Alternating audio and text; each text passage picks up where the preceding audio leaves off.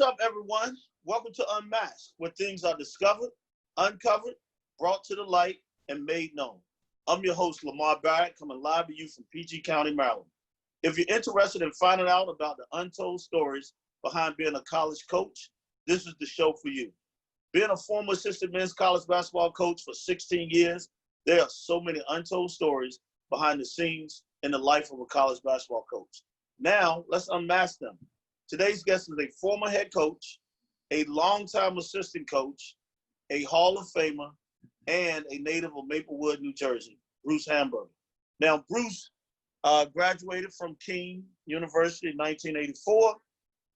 Then right after he graduated, had a chance to go to Trenton State, 1984 to 1986, worked for Kevin Bannon.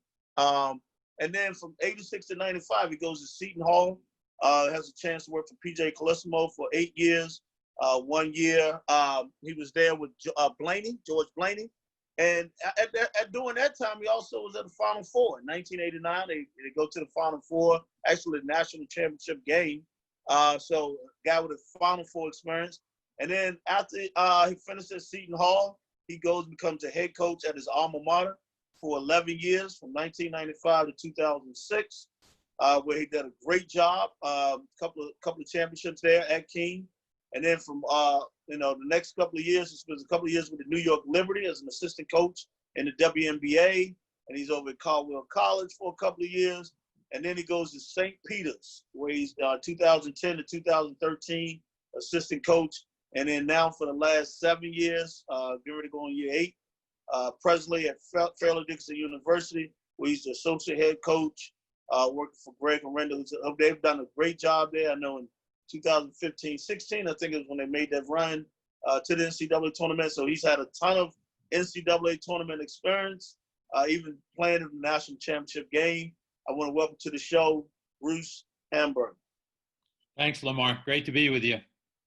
Well, look, Bruce, man, we're going to get right to it, man. We're going to get unmasked. I know, you told me you watched a couple of shows, and you always like to get veteran coaches on and kind of teach these young guys, like, the business is not as easy as you think. Everyone thinks it's they see the finished product, but they have no idea what goes on behind the scenes, what gets guys to a certain level. And, so I always like to start off, Bruce, with this question, like, there's no, in this business, there's no handbook. I mean, to being a college coach.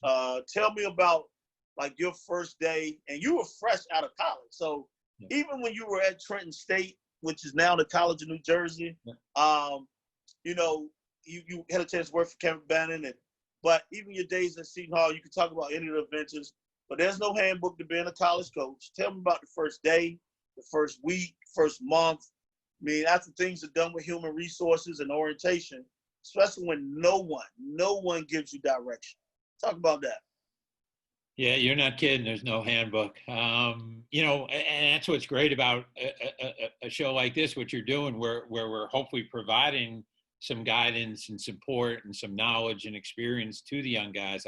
I wish, in 1984, when I walked in the door of the rec center at Trenton State College to go to work, I wish I had things like this. But yeah, I mean, I think I've been fortunate that I've really worked with great people, and I know that's a cliche, and a lot of guys say that, but I've worked with people that really get the business and understand the business. And for a young guy, I still try to do it today. I try to listen more than I speak, and just observe, and take the good things that you see on a daily basis, that you hear, that that you see on the road recruiting or scouting, and just who you're interacting with. But yeah, it's an ever-changing field and profession. It's I think it's a great profession. I don't know if it might be a bad business. I think that a lot, and I say that to people. I don't feel like I've worked a day in my life. And I truly believe that, and I still get excited to get up in the morning and go to work. But it's a day-to-day of just trying to figure it out. And I think every school is different. Every coaching staff is different. Every head coach you work for is different. So I think for young guys, it's really important that you just kind of find your place and, know who you're working for and know what they value and what they want. And, don't be the young guy that walks in and you're going to think you're going to change an experienced, successful coach's program. But, like, I think most importantly, like, I think at times we all forget, like, we're there for the kids and the players. Like, that's our job, is to make their college experience the best it can be. And hopefully they look back upon that with just great memories. And, hopefully as coaches, we find a way to kind of help them and push them and point them in the right direction, and when they get offline, kind of get them back on the tracks. And it's clearly, and I mean, everyone says it, but it's true. It's a business based on relationships and how you treat people and how you interact with people. And but yeah, I mean, to your point, there is not a handbook. I think the good ones figure it out, some quicker than others, and you also, I think, figure out a way of just maintaining and staying in this business for a long time. That's one of the things I'm proud of, that I've somehow, and I don't have all the answers, but I've figured out a way of just aligning myself with good people and good programs at good institutions, and it's with good players, and better people than they are players, most of them. And it's like I said, it's a great profession. I still enjoy it, fortunately. Awesome, man. Awesome. We talked about it. You touched on, you said recruiting, and we all know that that's the lifeline of college athletics.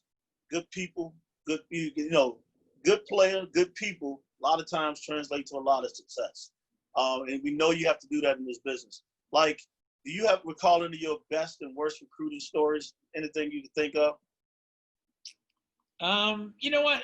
And again, I was fortunate when I first started at Trenton State, at the Division III level, and I was a graduate assistant, you could go out and recruit all the time. So that was, and I say that to young guys all the time. I think everyone wants to, get their first job at Michigan State and Virginia and Kentucky.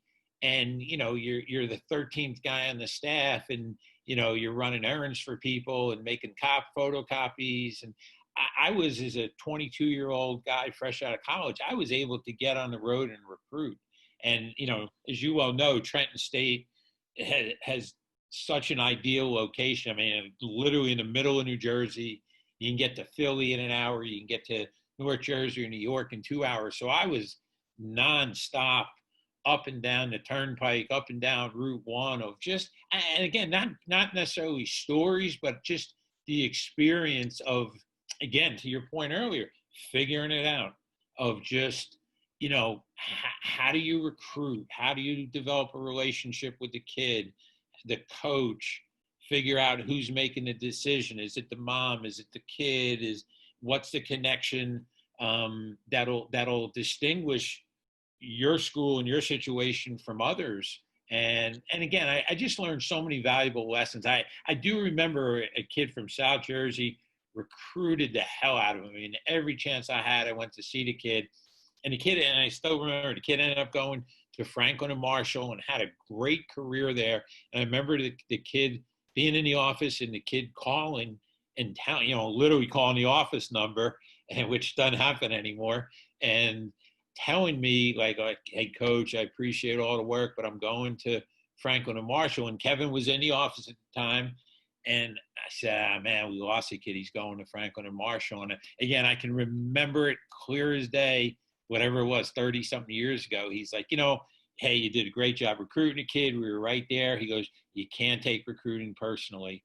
You can do a great job, and a kid can just go somewhere else and not anything you could have done differently. And I still remember that, and that moment stuck with me my whole coaching career, that you can't take recruiting personally if you've done the right thing. So and again, I just have, and again, fortunately, I've been in this area my whole coaching life, the tri-state area. So I just there's just I just have such a comfort level in this area, and most gyms I walk into, I know the coach, I know someone in there. So I think it's more, I don't have any crazy, stuck in a snowstorm for 2 day stories, but it's more just, you walk in the gym and you just feel comfortable because you know the people and they know you, and there's an honesty, there's a relationship that's been developed over a long time.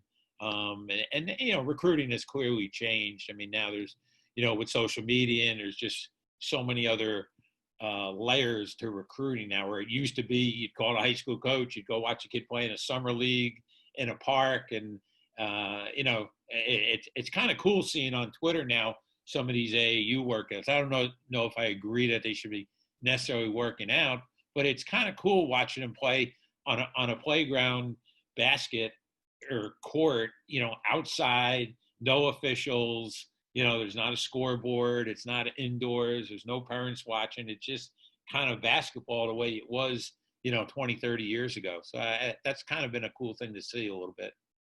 So true. So true. I like that as well. Like, I mean, that's where I learned to play. And like you said, like coaches could come and see guys anywhere. Then, like it was no, it just, they showed up. So no, I really like that.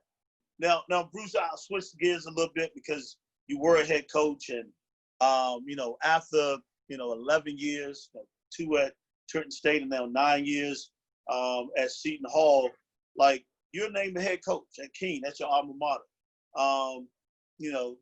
I'm sure you're excited to have your own program, especially at your alma mater. Like what happens over the next few weeks, few months, like once you get that job, even though it's Division III job, you still got to fundraise money, all this. Like, tell me, like, what happens over the next few months? Yeah, that's a great question. And my situation was a little unique because I literally got the job 2 weeks before practice started in September. They had someone that they thought was going to take the job. They kind of had a HR issue with the previous coach. They put him on leave, and it was an interim position, but basically I was told, you just do the right thing. It's your job. And we had started workouts at Seton Hall already. I was probably 2 weeks into school at Seton Hall, and I literally got a phone call one night from the associate athletic director, who I knew through the associate AD at Seton Hall, like, hey, we got an opening, we'd like to bring you in. We think we're going to offer you the job. So I literally went from doing preseason workouts to meeting with, quote unquote, my team, which I didn't recruit any of them. At the time, the NJAC was probably the best D3 league in the country. And we're literally having a meeting 2 weeks before practice. But I do remember walking, and again, vivid memory, walking in my office, turning the key, opening the door, kind of getting my boxes in there with, junk I needed, and, sitting there like, or what do I, here you go. Like, be careful what you wish for. Like, what the hell do I do now? Like and especially from a time standpoint, because usually obviously you're getting a job in March or April, and you can bring in some of your own guys, and you can get a feel for the school and the administration. And literally it was 2 weeks. Okay, practice is starting. So I'm trying to, meet the appropriate people on campus. I'm trying to get out and recruit. Because again, at Seton Hall, I wasn't recruiting.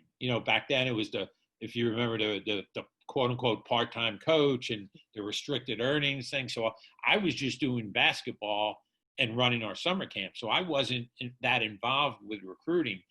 Fortunately, I knew a ton of the high school coaches because they used to work our camps, and I used to pay them. So they all liked me because I would pay them money to work camp. But, so I'm, like everyone, that first week or so, 2 weeks, you're going 1,000 miles an hour and, in the office 15 hours a day. And just, you're trying to, again, meet your team, have meetings with your kids, have meetings with the administration, make sure the schedule's set. I remember literally like talking to the AD, like, do we have practice gear? He's like, I don't think so. And, meeting with a guy to get practice gear in 2 weeks for practice. Do we have basketballs? And I walked into a program that literally nothing had been done for 3 or 4 months because of the HR issues. So, it's trying to meet with the kids, trying to kind of in meetings get across, what your expectations and standards are, and meet with the admissions director, meet with the financial aid people, meet with the training staff. So a million moving parts. And the reality, as I look back, it wasn't a lot of basketball stuff. It was more, just all the day-to-day workings of the program. And then it's, hiring a staff. I mean, finding part-time, because again, D3, there's no full-time staff, finding part-time coaches that are willing to come work with you. Again, fortunately, I knew a lot of guys, but it was a whirlwind, to say the least. And all of a sudden, it's like, oh my God, thank God I get to coach. But there were a million steps and pieces to get to that point. And that's what people don't understand. Like, it's a whirlwind. It's not even the basketball part. And you caught it two weeks before the season started. We're gonna come back to that because I'm gonna talk to you about assistants as well. But like now, scout report, and I did some homework on you. I'm checking, and I saw an article way back when you were with when you were with PJ. Talk about scout reports, because I know you're thorough, you're very detailed. Just reading some articles way back, but like scout reports, man, sometimes you get them right, sometimes you might miss some things, but you'd be a situation where you got the actions, the play calls, but then the kids still got to go out and produce, and that's one thing you can't determine. But there's been times that there's things on the scout report. You've got this first 7, 8 guys down, but then that 9th guy comes in, who's 2 for his last 30, and he decides to make 3 or 4 threes in a game, and you're shaking your head like, where did he come from? Talk about like your best or worst scout report that you think you've had over the years. And it doesn't have to be like anything like distinctly, but like anything you can think of about scout reports. Yeah. I was so fortunate, again, where it was a negative that I didn't recruit, and it probably career-wise hurt me a little bit when I went for other jobs. But I was a Big East top 10 program in the country. And at the end of the day, after probably the second year, I was responsible for all the scout. I did literally all the scouting. And that was when you could live scout. So I'd be on the road a couple days a week, go to Pittsburgh, go to UConn, go to Providence, go to wherever. And it was such an education from a basketball standpoint. I think it was an education how to travel, as crazy as that sounds. And back then, obviously, flights were cheap, and we were 15 minutes from Newark Airport. A manager would drive me there. I'd walk to the gate 5 minutes before the plane would take off, and be there. And there were days I would literally be at practice, jump on a 6 o'clock flight to Pittsburgh, and be at an 8 o'clock game in Pittsburgh, where I went to, as opposed to now, you're spending half your day sitting in an airport waiting. So, it was just such a learning experience. And you think about the Big East back then, almost every coach is in the Hall of Fame. I mean, Calhoun, John Thompson, Rolly Massimino, Carnesecca, Boeheim. It was like just an incredible learning experience.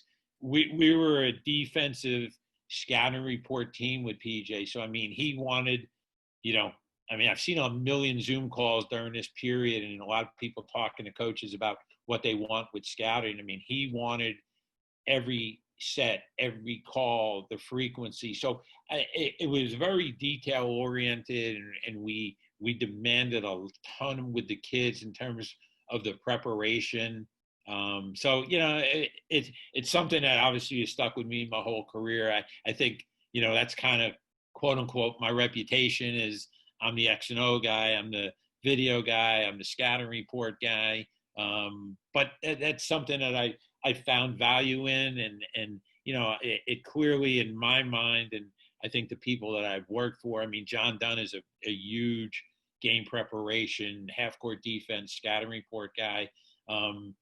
It wins games. And, I think, again, I think as young coaches, especially now with synergy and the technology available, I mean, I used to go up to our mailbox in the athletic department 15 times a day to see if the FedEx envelope came with the video, with the VHS tape from another school, you know, where you're waiting 2 or 3 days. And we actually probably one of the first schools that bought a satellite dish, and we had a very early on an editing program that we used. So we were kind of a little bit at the forefront with technology. But today, I mean, it's amazing, you know, the technology that's there. But I do have one good story for you, you know, that you'll appreciate. We're playing UConn, Ray Allen's freshman year, and he has, I don't know, 30, I don't remember who, I want to say Virginia, probably a week before. So, you know, PJ would get the edit tape the day before and he was a big video guy. He'd watch 3-4 games, but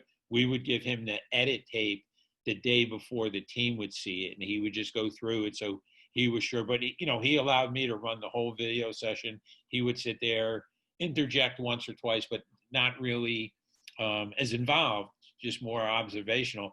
And he watched and he calls me, he goes, come on, you know, he yelled down, hey, come on in for a sec. He goes, hey, like Ray Allen, way too long, the clips. I was like, and again, they were all just him catch and shoot, coming off screens. And I was like, yeah, all right, I hear you, but I'm like, he's tearing it up. Like this guy's, he's a freshman. He hasn't done anything yet. He goes, cut it down. It's too long. So, all right, you know, our manager / video guy, hey, take out these clips. So we pare it down. We play them. He has a terrific game. We beat him. And we would play at the Meadowlands. We would drive back to Seton Hall. So I'm kind of wrapping up some loose ends. He's walking out, and all right, see you tomorrow. You know, good job with the report. And then he kind of walks back a step, pokes his head in my office, and and you know, PJ kind of has that smile on his face. He goes, Ray Allen's pretty good, and just walks out the door. And obviously, needless to say, Ray Allen's pretty good. But some of our managers who were there at the time when Ray Allen would play and would have a good game, I would get a text from one of our managers. Pete Marion would text me all the time, just he's pretty good. And it was kind of that joke. But you know, again, I just think it's such a big part of the game. And yeah, there are games too when, you know, you think you got it wired, and you know, they run it out under you haven't seen, or they run a special situation, and you know, they score, and the head coach is looking at you like, you know, where the hell was that in the report? Or, you know, or the kids. I forget the specifics, but I do remember a game. I want to say we played Miami, and a kid came off the bench and, you know, played really, really well that had not played prior to that. And one of our guys was asked about it, and kind of like, you know, he didn't throw me under the bus, but he basically said like, hey, he wasn't even in the scanner report. We don't even know who that kid was. So, you know, it happens both ways.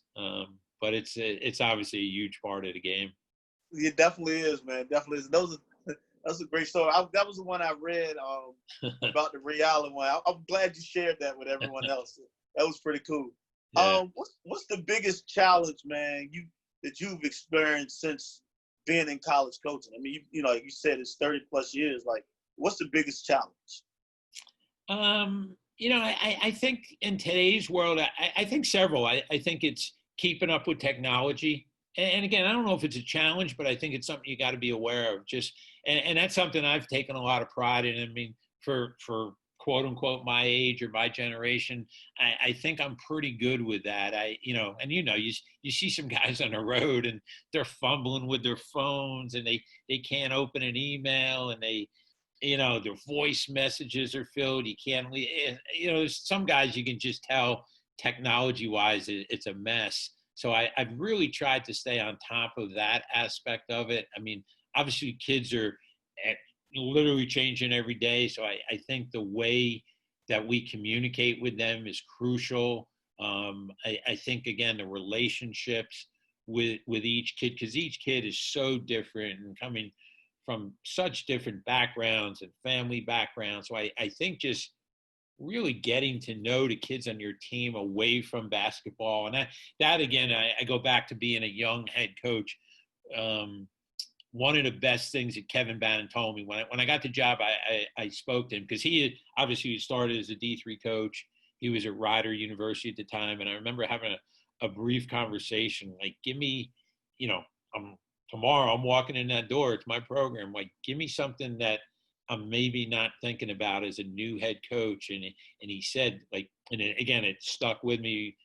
through today, he goes, develop really good relationships with your players. And he had a great ability where he could really coach them hard and really get after them and be demanding and it just really coach guys to a high standard. But he had such a great ability to practice ends, it was over, and he'd joke with guys on the side, he'd talk to guys, he'd pull the guy aside, he'd bust someone's chops, whatever the case may be. And it really stuck with me. And that was one of my biggest goals being a head coach, of just developing those relationships through meetings. And just literally each guy would have a meeting with me in my office where it was not basketball unless they brought up a basketball issue. It was, what's going on with school? How's your family? What, just talking and getting to know them at a different level, where it wasn't just, this is coach, getting on my ass 2 hours a day in practice.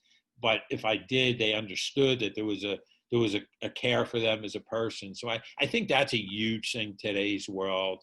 And again, I think it's just, like you said, recruiting. I mean, you got to be nonstop with it. You got to continuously be in communication, be searching, and especially now, it's so much easier. There are no hidden guys anymore. I mean, everyone's got their own Twitter page. Everyone's got someone that's, their trainer, or someone's pumping them up on Twitter. So, you just have to be on top of what's going on with your guys. And I think continuously find new kids to recruit. And so that's definitely, I think just the whole social media aspect as well as a coach, of how do you use that to not necessarily promote yourself, but to keep yourself relevant, to learn, to educate yourself. I mean, podcasts and YouTubes like this, I think are phenomenal for people to grow and learn and, take one or two ideas. I mean, I've been watching a million of the NEBC and Lee Klein's video clinics and so forth. So there's so much out there to learn and reading. So I think it's a big issue with coaches, and I think I'm good with it, but I'm still trying to improve. Is just time management. Like how do you divvy up your day? Where, because if you don't, the day can kind of eat you up. One or two problems arise, and that's the thing too. I think as a head coach, you're never prepared for the problems that occur that as an assistant you didn't have to deal with, but now as a head coach, they come across your desk more frequently. And so I think managing your time as a coach is really crucial nowadays, because there's so much that can be consuming if you don't kind of figure out how to divvy up your day and make sure you're doing the right things and taking care of your business. It can get away from you quickly. So true, Bruce. That's definitely the case. Now, do you ever find that there are things about you that people misunderstand? Yeah, that's a good question. And again, I think the perception of me is I'm kind of quiet and I'm kind of low key. And if people saw me as a head coach, they would probably they'd be shocked.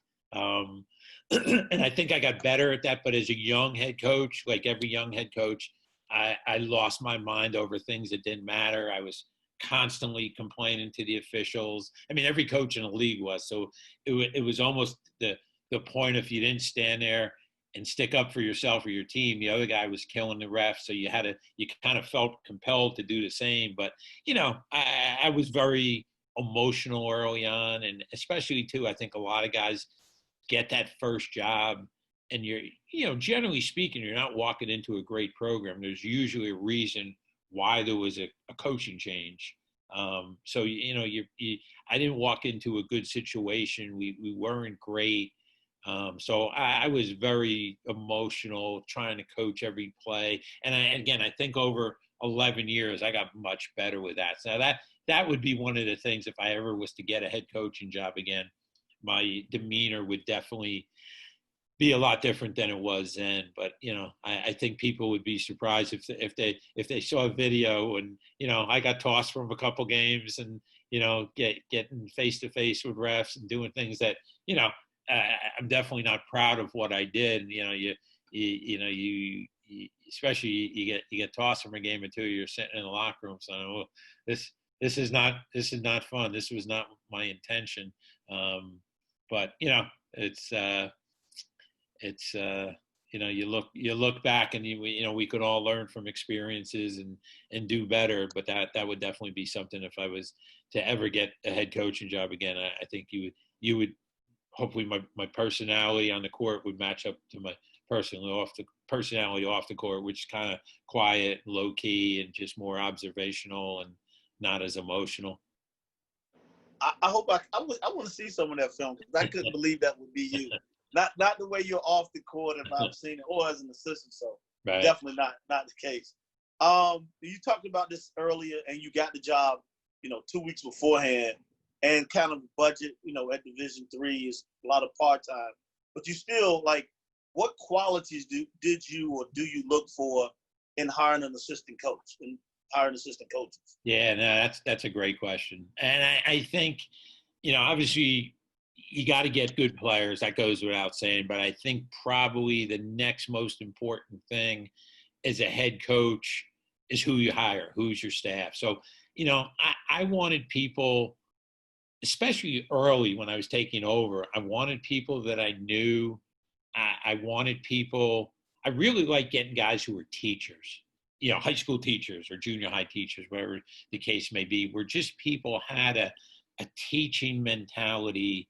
There was a patience about them.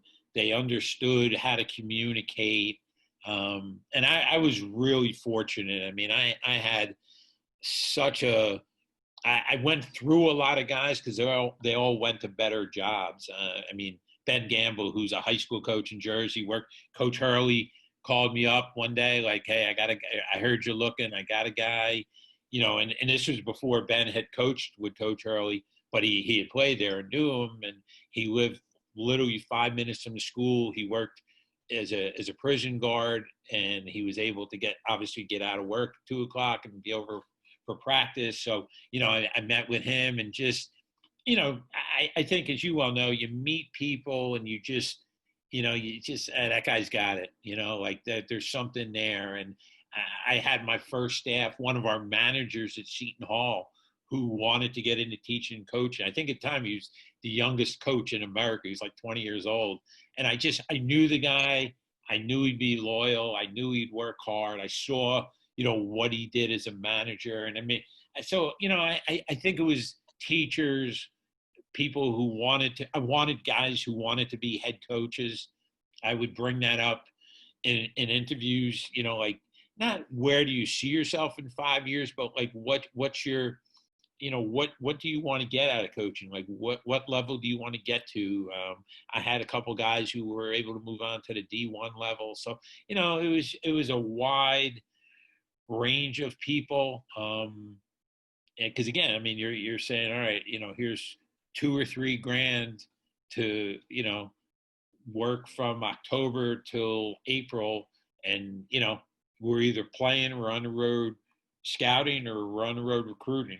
Hey, jump in your car and drive down to South Jersey to see a kid, and still got to be in class at 8:00 the next morning. So I wanted guys with a work ethic, just guys that just love to coach and be in the gym. And I think that just really rubbed off on our players. And I think I, over the years, had a good mixture of young guys, experienced guys who were head coaches, guys that I knew in 5-minute conversation, like, this guy's going to be good. This guy's could be a head coach. So, just a unique experience at that level where you're constantly having turnover in the staff, and, you need to have, they always say, like, the AD has a list in his drawer for when the head coach leaves of, 5 names for head coaches that he wants to meet with. I would have a list of 15 guys that I just met, and, see guys at a high school game or an AAU, or, you back in the day, you go down to Eastern and there's, 800 kids and there's 150 coaches. And, I've hired some guys that work at Eastern that I saw. I was like, wow, this guy, you'd watch Stations in the morning because you'd want to make the impression on the kid you're recruiting that, hey, I'm going to outwork everyone, so I'm going to watch you in stations. So you'd see coaches working in stations, and make a written note or a mental note like, hey, that guy's good. In a year or two, if that guy wants to keep progressing, that might be a guy I want to talk to. So that was a cool experience. I always enjoyed hiring and meeting with people to work on my staff. Awesome, man. And we'll go, you talked about it, 2 weeks, it's time to go take over your program. Like, what was that first practice like? And then what was that first game when you're finally in control of your program? Yep. Yeah, first practice was, it's such a fine line when you take over a program. You're trying to put in your identity. You're trying to instill the work ethic you want, the intensity, the competitiveness, especially then when I'm literally like, oh boy, in my mind, I'm like, I hope I'm calling that kid by the right name, because I know the kids, so like it was as much where you're trying to instill things, but you're also trying to learn about your team, that, because again, there was no, I remember asking the AD, hey, can I get the tapes from last year? I want to watch a little bit just to kind of educate myself. We have no tapes. So I literally went in like, not having any knowledge of anything, which in a lot of ways is good though, in retrospect, because I didn't go in with any preconceived ideas or notions or a bias of anything that, oh, this kid can play or this kid can't play. So yeah, you're trying to put a lot of pieces together, just to kind of establish how you want to play and your style. And again, having young coaches, you're kind of coaching the coaches to some degree. You're trying to get the staff and you on the same page. It's not, you're at a D1 level. A lot of guys are having 3-hour staff meetings before practice. This was kind of, guys are running in and they're changing out of their teaching clothes to t-shirt and a pair of shorts, and you're trying to have a conversation with, okay, here's the third drill we're doing, and you two guys are going to be doing this. So it was a lot of learning, to say the least. And first game I do remember we played in a tournament. I'd be guessing the school, but down in Maryland, and I remember we ended up winning. So obviously that's how you want to start if you can do so. And yeah, it's just I go back to when I was in when I was in college, before I got the job at Trenton State. I actually coached at my high school for a couple of years and was the freshman coach, a JV coach. And I again, like, vivid memory of being in the gym of like, wow, like I'm in charge of these 12, 15 kids for the next 6 months. Like, this is pretty cool. And again, just an ongoing figure it out. And I still have that mentality. Like, and again, I know it's cliche, but it's like, just try to be better than I was yesterday. And I'm still trying to do that. Still trying to just keep learning and keep coming up with new ways to communicate. And again, relationships. And, I think it's so much more. I think back then I was probably more worried about, let me find a great out of bounds play, where now I think it's more just how can I get to that kid? How can he and I be on the same page? And even at a different level as an assistant, because as a head coach, that kind of, you have there's a built-in level of whatever you say he's got to buy into, because you're the head coach and you're determining playing time. But as an assistant, if that guy don't believe in you and doesn't want to listen to you, he's not going to listen to you, because I'm not determining his playing time. So it's even more crucial, I think, as an assistant, that you work on, again, that relationship and that ability to get to that kid and get, kind of get into his heart, into his mind, to make sure that you're getting the most out of him. And, I think ultimately that's the goal. Like, the kid walks away, that last game senior year, and said, wow, like, I got better and I got everything out of my ability. And, hopefully as a coach, you contributed in a lot of ways on and off the court to that. Terrific.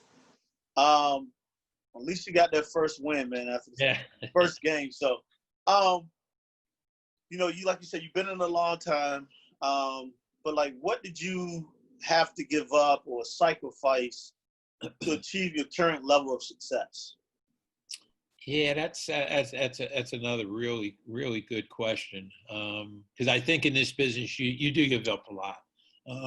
Excuse me. You give up I think you give up to some level, especially when you're younger, some level of just a normal life. I mean, it's not a normal profession. Again, it's a great profession. As you know, it's not 9 to 5. The day never ends, especially now with the ability to communicate, the text, the emails that come through, and so I think you have to find, and I've gotten really better at that, of just you got to find time for yourself, and you got to find moments where you just kind of shut the door and quiet time for yourself to think, and especially as a head coach, but even as an assistant, where you just need to find time to get away, even if it's walking out of your office for 5 minutes and going to the student center and getting a bottle of water just to kind of clear your head and get out of the office. But it's it's definitely a balancing act, because and again, I don't have kids, I'm not married. I mean, I've been with a long-time girlfriend for a long time, so essentially I'm married without being married. And I think that's important. You find a partner or a wife who kind of gets it and figures out this profession. But yeah, there are plenty of times where family obligations or things that you should be at, and you need to be elsewhere because you got and again, I think I've gotten better at that, of like, what, if I don't see that kid, the world's not going to come to an end. Or if I if I watch 10 minutes less of video that night, the world's not going to end. I can do stuff in the morning. So I think as I've gotten older, I've definitely found more of a balance with that. I think that's something I think a lot of young guys feel that, all right, first guy in the office, last guy to, like, they're not giving you a medal for that, like, and that's where I've said that to guys that I've worked with, young guys, like, what, you need to figure out how to be more efficient, and that's, I think, with the football guys that say they're in their office 20 hours and they're sleeping on the cot in the office. Like, what are you doing? Like you should spend time going to a time management seminar to figure out how to use your time more wisely. Because at the end of the day, if I don't know, I've always been that mindset when I'm watching video, like, maybe I'll rewind it once and see it again clearly. And again, I've done it, like the whole Malcolm Gladwell 10,000 hours. I mean, I'm way more than 10,000 hours, so I can watch and kind of figure it out as I'm watching it, pretty much. To rewind it 7 times, nothing's changing. Like, what are you watching?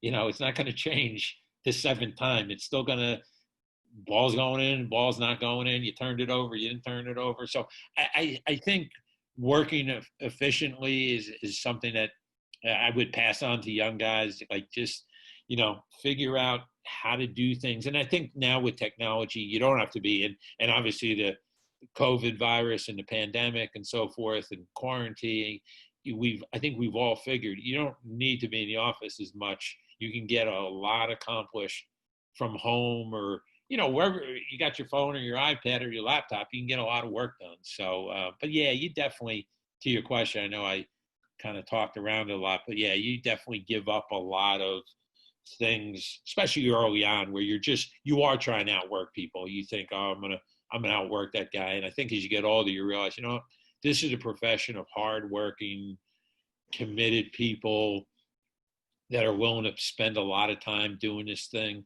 that we do. And no one's outworking anyone anymore. I think that used to be the case. Today's world, everyone's working hard, everyone's committed, everyone's knowledgeable. So you just got to kind of figure it out for yourself, what works best for you. Great stuff right there, Bruce. Great stuff. People, make sure you listen to it. Bruce, you've been in it for a long time. What's the strangest thing a player has done outside the basketball court? Ooh, I got to think about that. That's yeah. And again, it's going to sound cliche. I've been really lucky. All the stops I've had, like, I've never been in a program where a player's been arrested. I've never been in a program where a player has hit a woman, hit a girl in the dorms.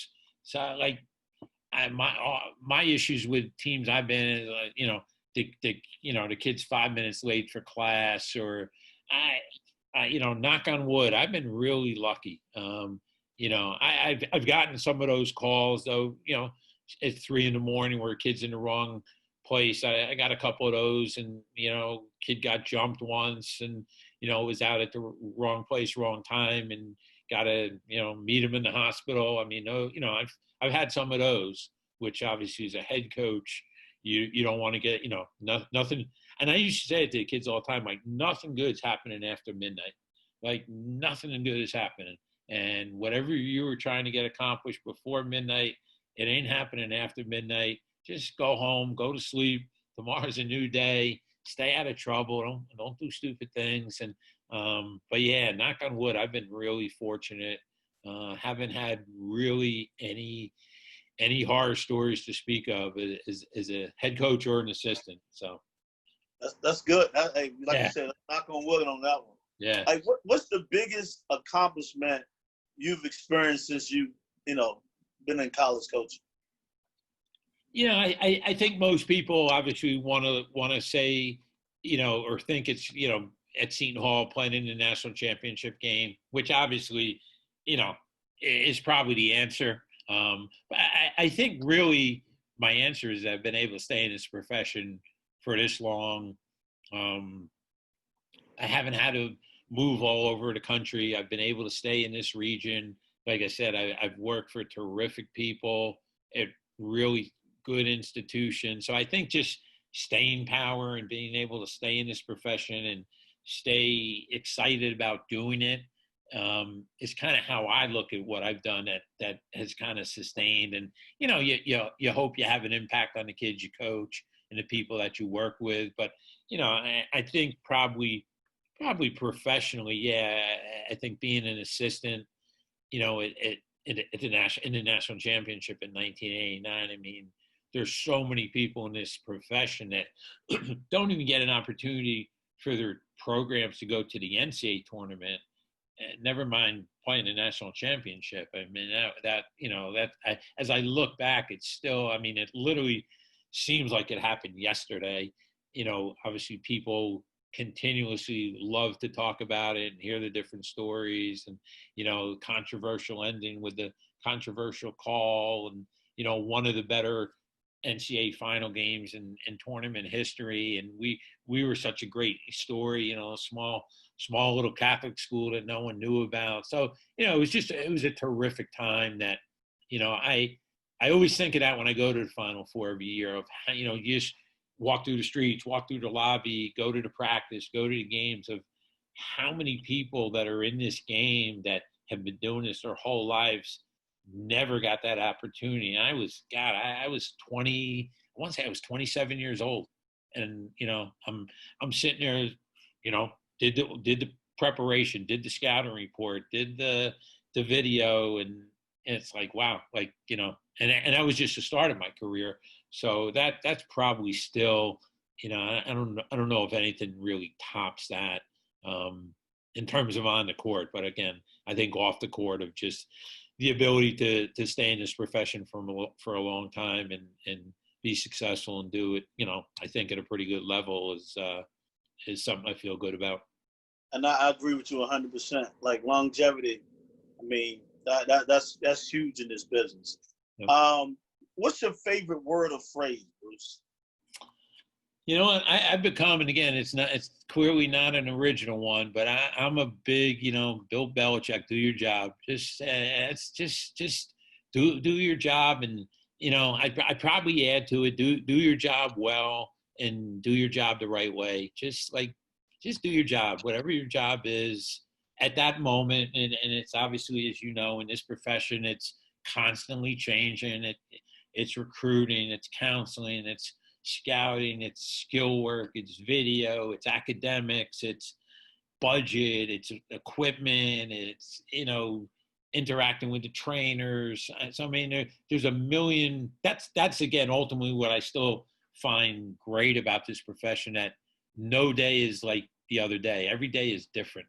and every team is different. Every year is different because the dynamics change within your team and within your program. But yeah, I don't know. I have a big sign in my office that just says that, just says, and I see it when I sit at my desk. It's to my left on the wall under a television on the wall, and it just said, when I got there, I had one of the sports information people just do it for me. Just do your job, and it kind of just gives me the ability to kind of refocus if I need to when I see that. And just do your job, whatever your job is at that moment, and that moment might just be rebounding for a kid, or it might be meeting with a kid in your office, or talking to the SID about something, or doing things like this, be it media or social media things, whatever it is. Just do it, and do it really well, and do it the right way. And hopefully that's kind of what I think what I strive to do every day. Just do my job and do it well, and do it the way that I should be proud of at the end of the day. Awesome. And you probably mentioned this a little bit, and maybe something else. I heard you say something about Kevin Bannon. Like, what's the best piece of advice you've ever been given? That's a good one. That's a really good question. Yeah, I don't know if I can narrow it to one. I think, I don't know if it was advice I was given. I think it's just, I think just working for the people I've worked for and worked with, just seeing how they conducted themselves, and I don't think it's a phrase or a cliche or a word, but I think it's just seeing how, and again, I've worked for a diverse group of guys, and coaches, and everyone kind of had their own way to do it. And you take a piece from this guy, and you take a little bit from that guy. And, and again, I think the other thing too is we learn, or at least I learned so much from the kids, it's amazing when you get their perspective. And I think as coaches, we all think, we're all talking, and yeah, they're buying into this. And, you've been there, you talk to a kid, or you hear the head coach talking, or, an administrator, and they ask a question, and it's evident they had no clue what the hell that person was talking about. So, I think that's something I've really taken, like trying to be clear and have clarity in what I say and what the message is. When that was something as a head coach, I really spent a lot of time of just thinking about what I was going to say to the kids and to the team, and be it pre-practice, after practice. Like, in retrospect, if I was to become a head coach after the game, I'd literally be, hey, you know what? Practice is X tomorrow. The bus leaves in 20 minutes. I don't know if I would even talk to the team after games anymore, because you're emotional. And that's, again, I just think that's something where I've evolved and learned from, because most of the time after a game, especially after a loss, you're going to say something you regret, something that, you're driving home in your car and like, why did I say that? And we've all had those moments. So I think just because kids don't forget. I mean, I talk to guys I coached at Kane 15, 20 years ago, or whenever it was, and they come up with stories. And as I'm hearing the story, I'm like, all right, yeah, he's right. He's not making it up. I do remember that, but they remember things. So those are kind of words of advice I give myself nowadays. Like, think before you say something, and don't say something that, you can't take back, because kids say you're sensitive. They're really, I think they give off the look of they're not, and they want to be tough, and they physically are obviously imposing, and some of these kids are physical specimens, but they're really kids. And that's something that I think long and hard about. When a kid is coming into my office, I'm really, and not that I want to be programmed, but I really give thought to how I'm gonna deal with this kid, because this kid is not the same as the kid who was in there 10 minutes ago. So I might have to have a totally different message to this guy. And that's something that I've really taken from people I've worked, of just how they address their teams, and that's where I think too, you can see online nowadays so many coaches and clinics, and just hearing people speak about how they deal with their staff, how they deal with their team, and I think again it's so much. That's you're getting more wins out of that than the great out of bounds play that you put in on Tuesday for a game on Thursday. Maybe you get 2 points of that, but you know what? If you can connect with that kid on a good level, and that kid believes in you, you're going to get so much more out of that kid and out of that team than you are maybe a good out of bounds play. So true, man.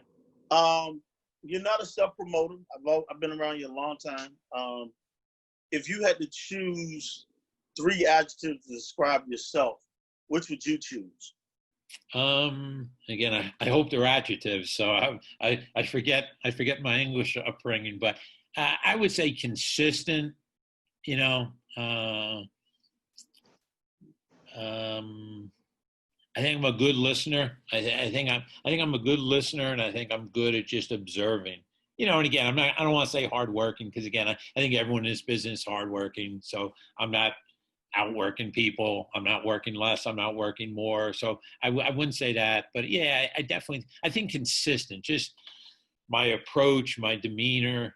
I think that's the biggest thing. I think again, for a quiet guy, and again, I'm quiet. I'm kind of introverted person. I like quiet. I'm comfortable with quiet, but I think I'm a good communicator in terms. And again, that was for the people that I worked with. Probably the biggest thing with PJ. And again, he didn't give me the advice, but I observed it. And again, good, bad, or indifferent, you never walked out of his office, out of the gym, out of the locker room, not knowing what he thought and where you stood with him. And I hate coaches that do that, where they try to give the mixed message, the passive aggressiveness, put it off on, hey, you got to go talk to this kid about that. Well, you got the issue. Why don't you go talk to him? You're pissed at him. I'm not. It's your issue. But, so, and we all know guys like that. And I'm sure I did that myself at times as a head coach. But, I think just the ability to communicate, again, be consistent. I think being loyal too, and probably to a fault, especially as a head coach. If I recruited a kid, like, I believed in that kid. Like, I brought you here because I believed in you. And if the kid, kind of the John Starks 3 for 18 Nick game, I had guys like that who were shooters that I'd keep going to because I just believed in the kid. And so I think those are some of the traits that I think are important to me. And I would like to think people kind of see that in me. Awesome. What person and or event has had the most influence on your life? Yeah, I don't know one person. I think it's a combination. I've been really fortunate. Even as a kid growing up, I was really fortunate to just, even elementary school, junior high, high school, just being around. And again, I wasn't a good player. I loved to played all the time. I wasn't good. It's obviously why I got into coaching. I wasn't a good player, but I loved the game. But I just was around really good people as a young kid coming up and learning the game and seeing people teach and spend time. And, and again, I wasn't a good player, but people still took an interest in me. So I think just a combination of people I've been around have kind of, good, better, and different, kind of molded me to, who I am and what I value.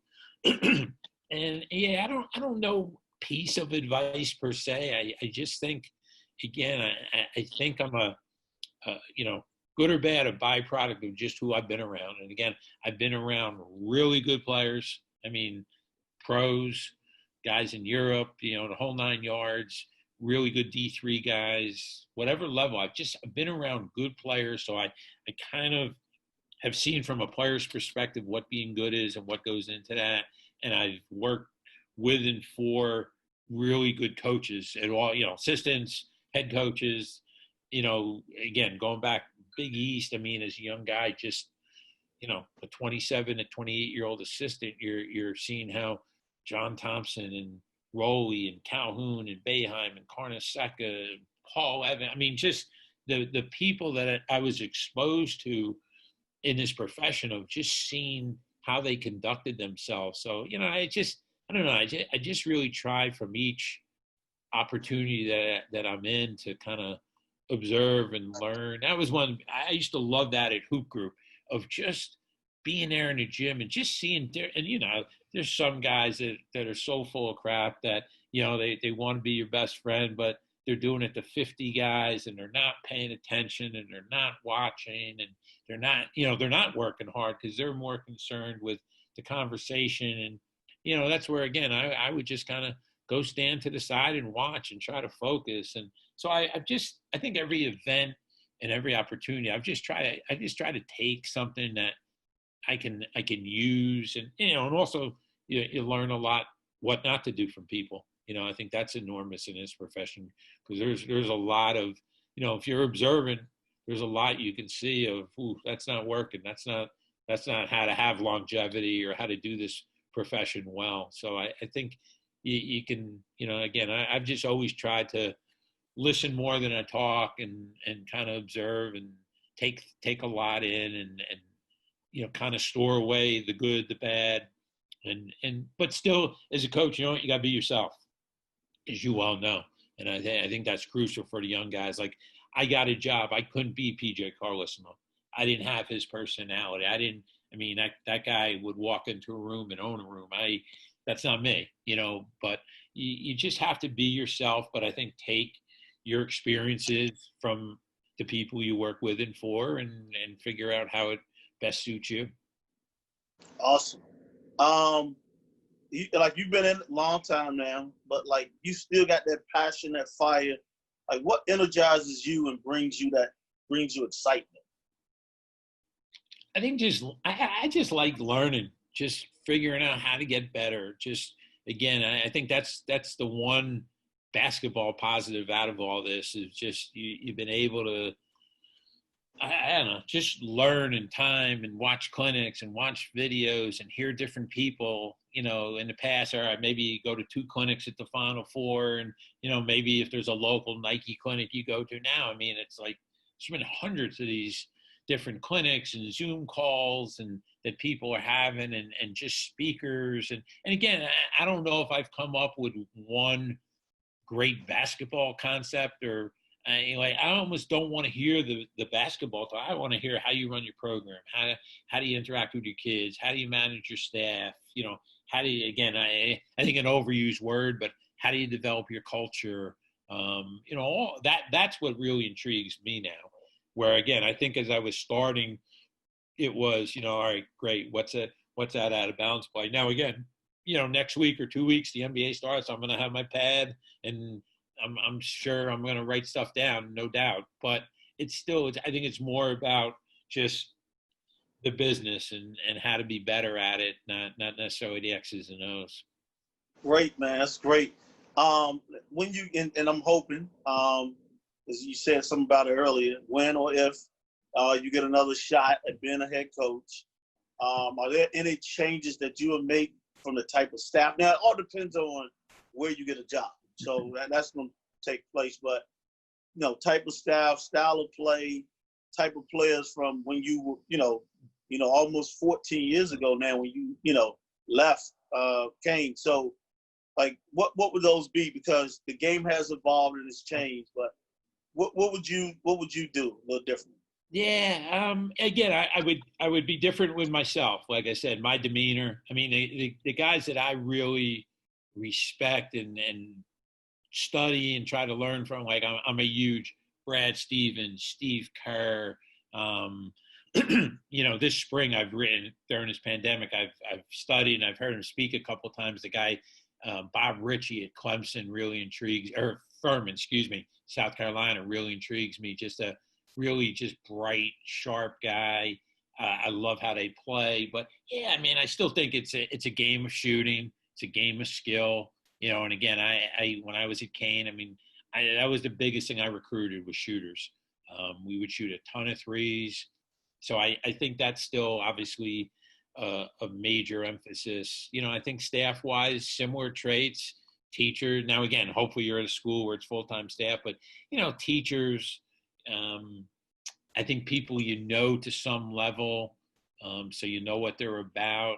And again, I'm not caught up in all that. I need this guy because he's a recruiter. I just want people that are diverse across the board. They can coach, they can do skill work, they can recruit, they can scout, they can present a scouting report, they can watch video and know what they're watching, and being able to discuss it with the team and break it down for them so the kids understand it. But yeah, I think teachers are most important. Just guys, because again, I think it's changed. Back in the day, it was guys would just leave and be on the road 3-4 days a week and show up at games, and now it's different. I think guys want to be in the gym, which is a good thing.